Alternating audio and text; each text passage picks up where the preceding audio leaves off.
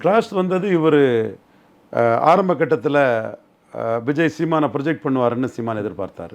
அது இல்லைன்னு தெரிஞ்சு வரும்போது அவர் திரும்ப இது பெரியார் மண்ணுன்னு அவர் வரும்போது இவர் பெரியாரை மண்ணுன்னு அதில் ஆரம்பிச்சிட்டார். ஸோ அந்த இது அரசியலில் எல்லாருமே தங்களுக்கு என்ன அனுகூலம்னு தான் பார்ப்பாங்க. அந்த வகையில் விஜய் சீமானை சீஃப் மினிஸ்டராக ப்ரொஜெக்ட் பண்ணதுக்கு தயார் இல்லை.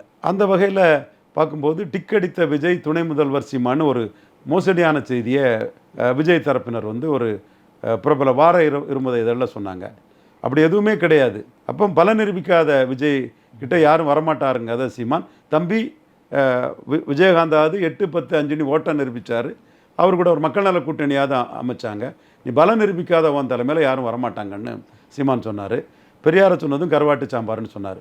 ஸோ அந்த அரசியல் இது சபார்டினேட்டாக விஜய் வருவாருங்கிற எதிர்பார்ப்பு ஆரம்பத்தில் சீமானுக்கு இருந்து அது இல்லைங்கிறதும் அவருடைய அரசியல் நிலைப்பாடும் தன்னோட நிலைப்பாட்டுக்கு மாறுபடும் போதும் இதை சொல்கிறார்.